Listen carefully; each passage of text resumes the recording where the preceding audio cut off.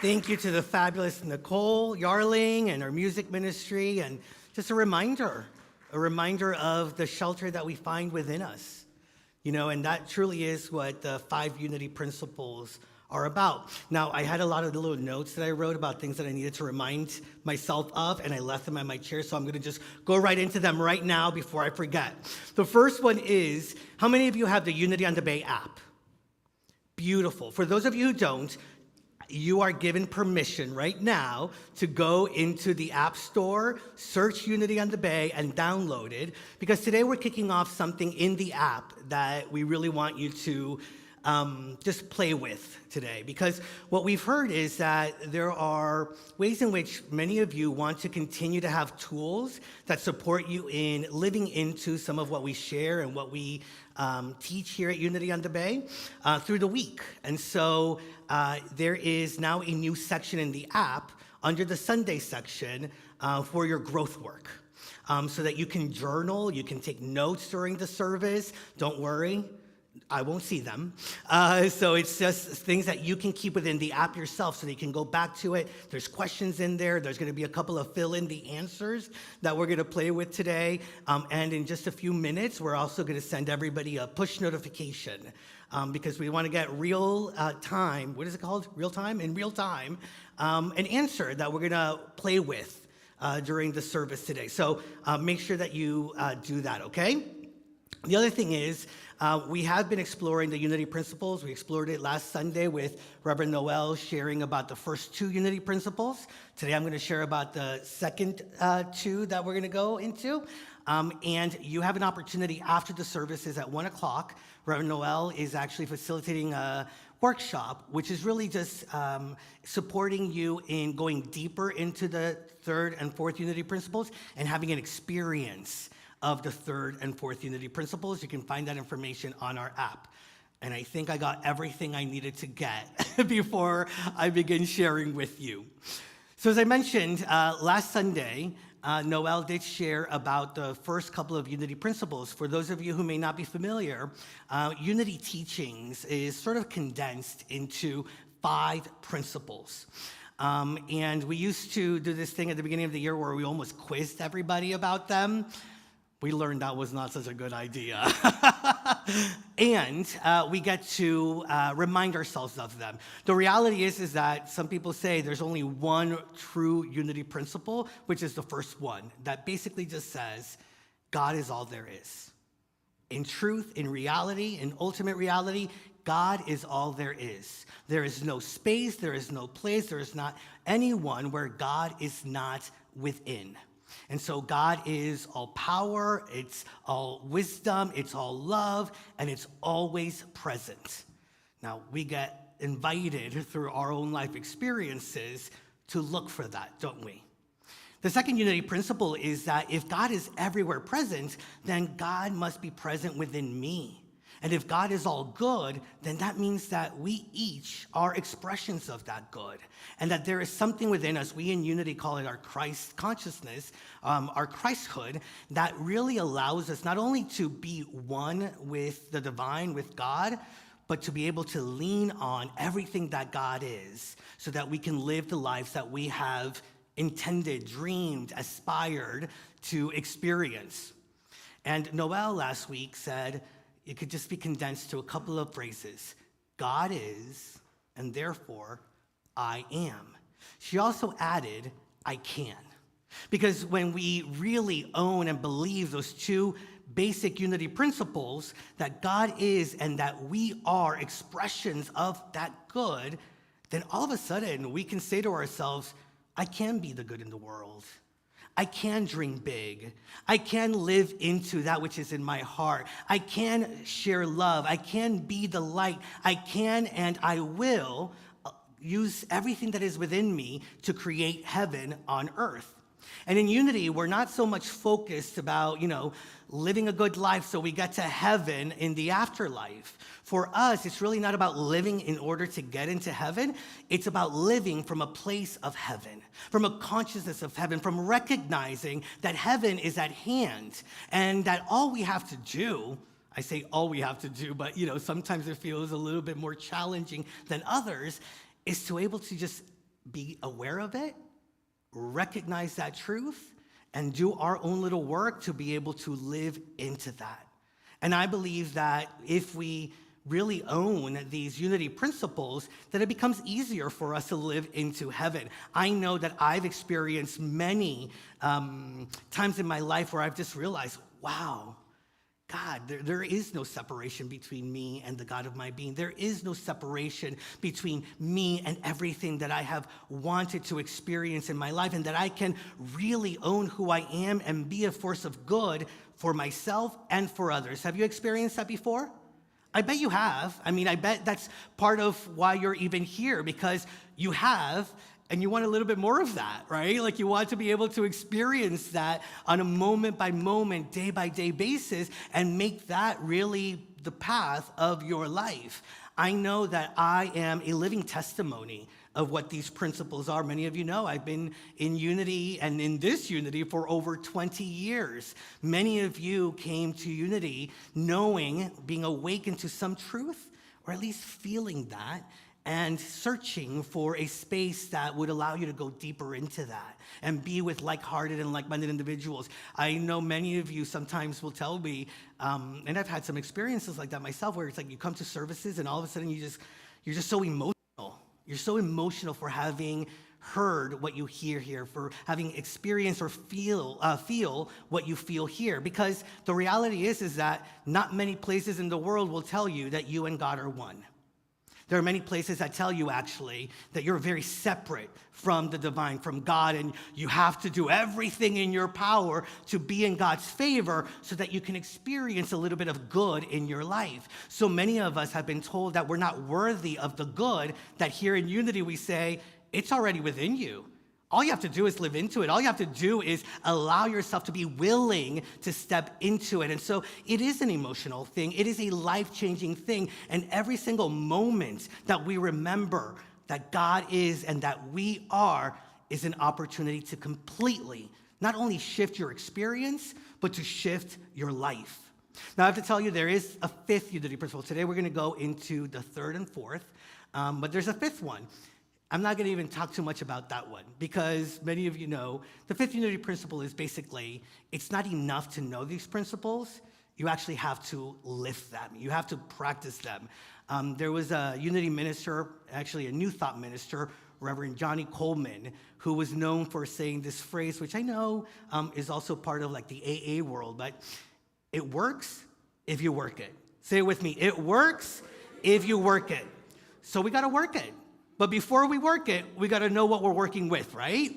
And so the third unity principle really is about owning our relationship with the divine and owning the power that it brings into us to know that truth. And so the third unity principle says, human beings create their experiences by the activity of their thinking and feeling. Everything in the manifest realm has its beginning in thought. Take that in. Because that's one of those things where it's like, it sounds really good, you know? Like, I can create the life of my dreams. I am a creative being. I have the power to create my experiences. How many of you look at your experience and are like, oh, but not that one. Not that one, right? Like, that's not the one I claim. That's not the one that's mine, right? Well, I'm here to tell you, you know, it's a play with it for me, right? Because we are working with our own consciousness, we're working with human consciousness, and so we can have not only power to create our experiences and the actual things that are taking place, but in our road to get to that, because I truly believe that if we set our minds and our hearts and truly believe that we can have an abundant, whole, love-filled life, that we will experience it. If you want the job of your dreams and you hold it and you believe in it and you trust in it and you trust the God of your being for it, it will show up. If you're looking for that partner, if you're looking for that love, whatever it is that you're looking for, if you hold it and you trust the power of God within you, you will have it. And sometimes we gotta walk towards it, right? And so along the walk, there may be things that don't feel good, or that, you know, you're like, that wasn't in my dream board, right? And we can still create our experience of those things. Because how many of us have experienced challenges that get the better of other people, but we ourselves are able to move through it? Or there are other experiences where we see somebody out and they're like, wow, like what's going on in their life? But look, they're handling it with grace. They're trusting that they're on the right path, and you are inspired by it, right? And so it's a matter of, for me, yes, we can hold these thoughts. We can use the power of our thoughts and feelings to create the life that we want.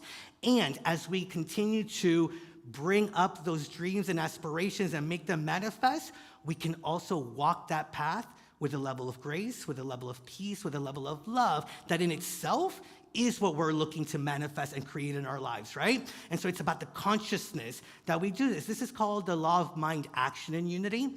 Many people will call it the law of attraction. I have to tell you, the law of attraction has been popular for about 15 years or so. It got really big, I would imagine. It's 15 years. It's been a part of unity for over 130. And it goes even further than that because it is ancient wisdom. The Buddha said, all that we are is the result of what we have thought. If a man speaks or acts with an evil thought, pain follows him. If a man speaks or acts with a pure thought, happiness follows him, like a shadow that never leaves him. Ancient wisdom right there. And it really invites us to look at what is it that we want to create? Do we want to create our little piece of heaven?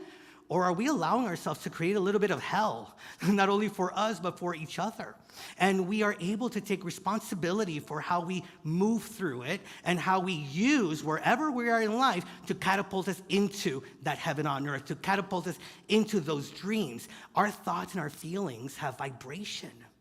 And those vibrations just attract to each other. And so the question is, what are we looking to attract?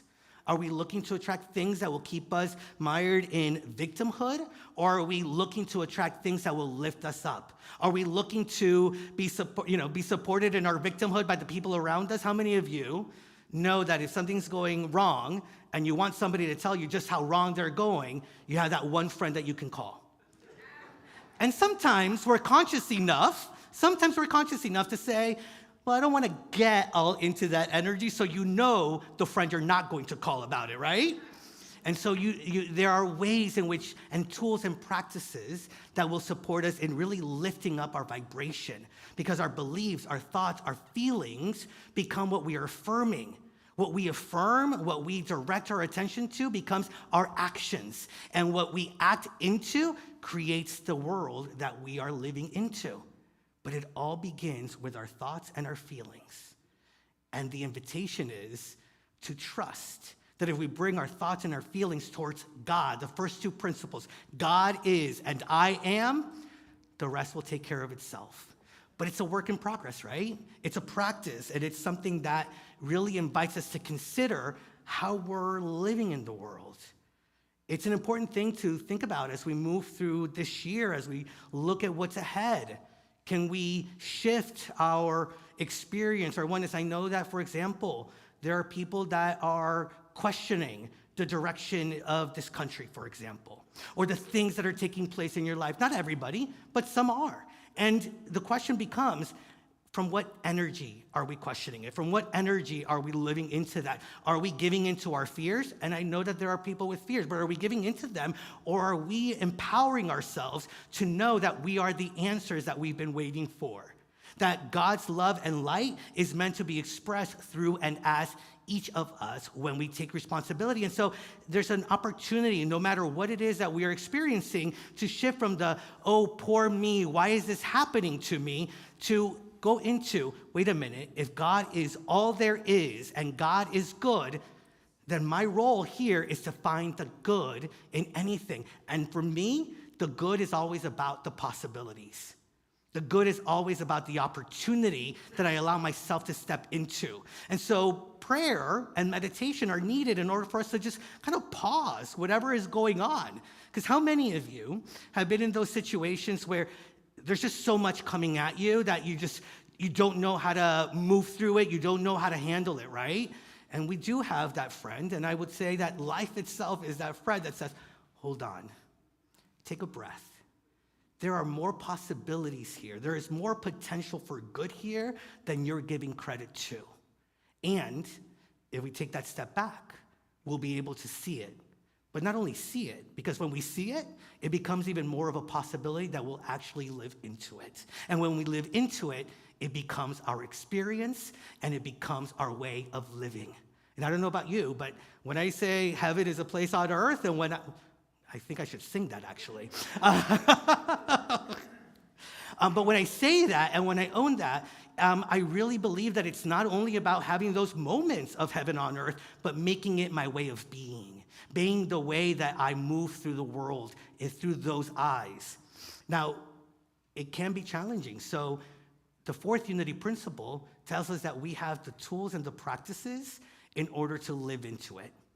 Now, before we get into that, Brother Lawrence, who was a monk and a French Catholic mystic, he did a lot of writing, and after he passed away, they found these writings and they put it together in a book called The Practice of the Presence of God, and he says, "There is not in the world a kind of life more sweet and delightful than that of a continual conversation with God. Those only can comprehend it who practice and experience it." Now, for those of you who love that quote, open up your app. Go to that Sunday space and go to that space where it says, My Growth Journal. And you'll see that there's a fill in the blank there. So those that are underlined there, that of a continual conversation with God, those only can comprehend it who practice and experience it. You can write it in so you can take that home with you. Jason, I think this is time where Jason's going to send a push notification now. And in a few moments, just going to invite you, if you get that push notification, to just answer it so that we can take a look at where we're at with our own prayer and meditation life. The fourth unity principle. Prayer is creative thinking that heightens the connection with God mind and therefore brings forth wisdom, healing, prosperity, and everything good. How many of you would like a little bit more wisdom to do what is yours to do in the world? Yeah. How many of you would like more healing to take place within you and in the world? How many of you would like to experience a greater sense of prosperity? And by the way, yes, we focus on the fact that, that is financial freedom and having the finances to do what you want. But abundance and prosperity is more than that. It is to feel good in the world with what you have, with what you do, with who you are. That is true prosperity. And so if you want more of that, if you want more of that good, not only to be in your life, but to be experienced by you in your life, then prayer meditation is a powerful tool because, yes, God is and I am. And I need to be in relationship with that. That's how we build that relationship and go deeper into it through the power of prayer and through meditation. In my mind, in my heart, the fourth unity principle is just saying, this is how I have a closer walk with God. Prayer and meditation. Prayer is where I affirm and I trust that when I affirm, I have faith in and it will become my experience and reality. Meditation to me is when I take that moment to just simply be anchored in that truth. How many of you have done affirmations and you speak affirmations and then the next word that comes up is right? I am worthy of love.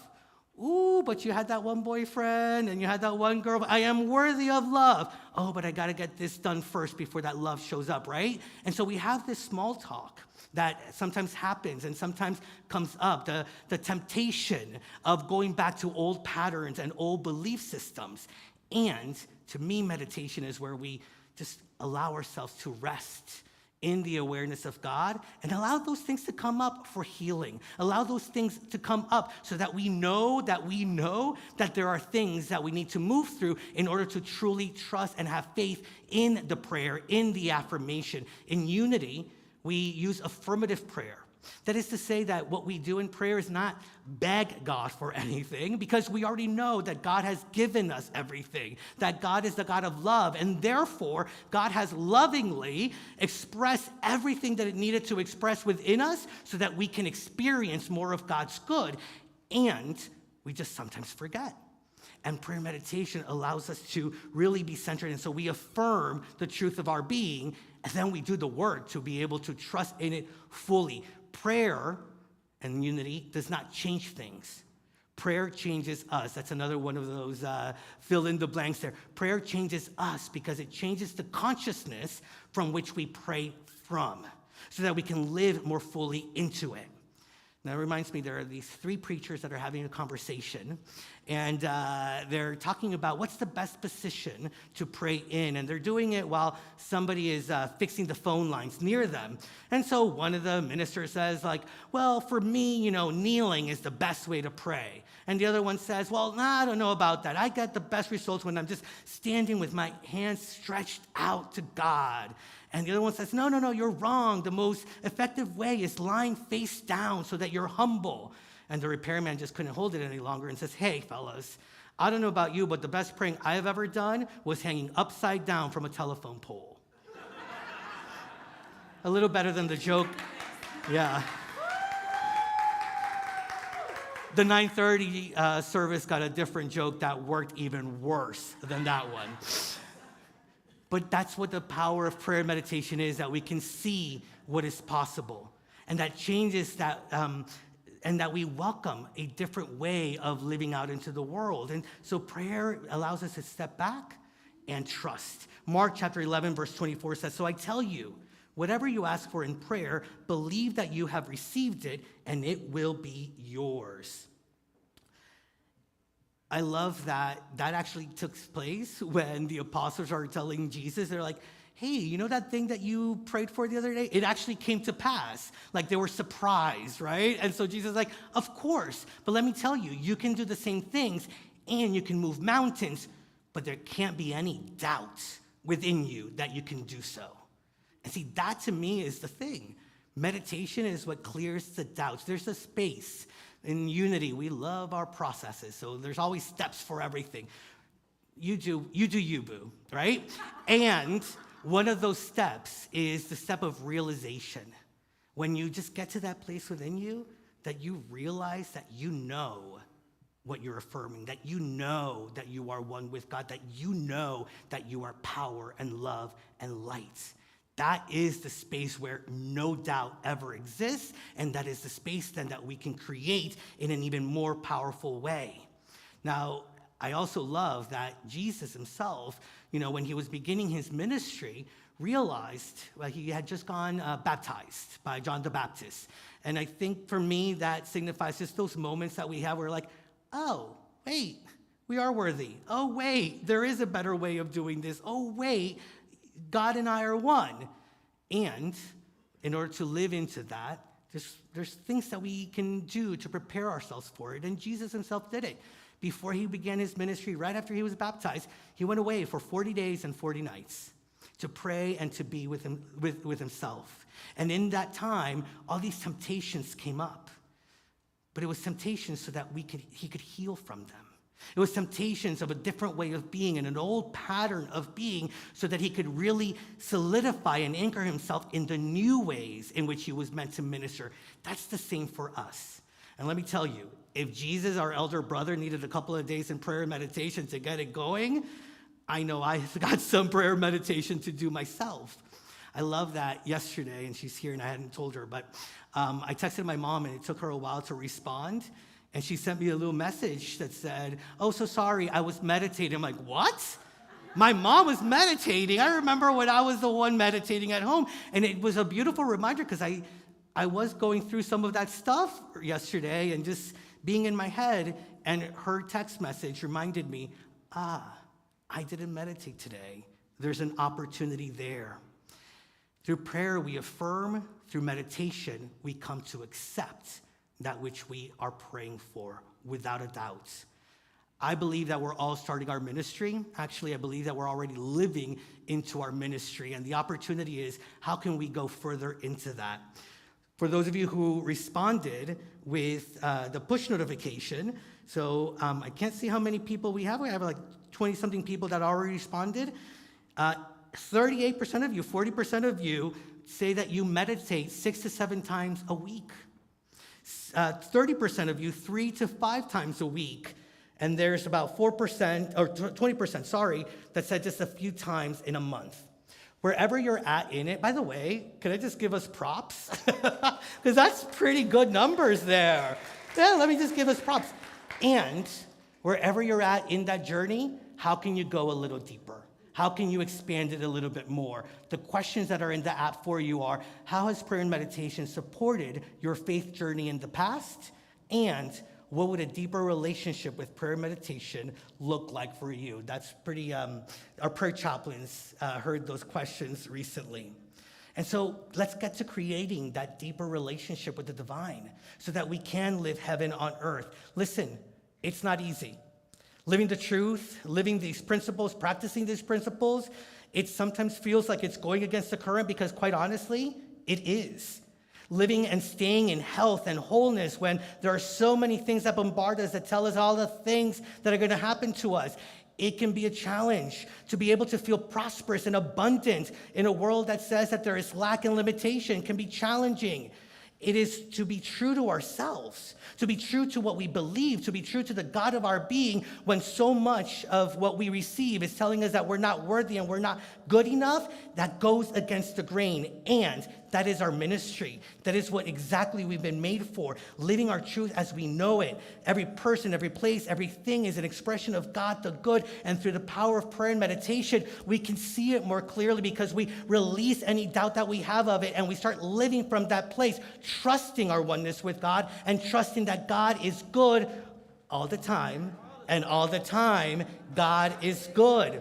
Now, as Jesus did, we do have to awaken to that truth. We have to go into our own process of 40 days and 40 nights to realize just how much there is within us waiting to be expressed so that we can live into our good. And remember, it only works if you work it. And Unity on the Bay, we are about working it. Namaste.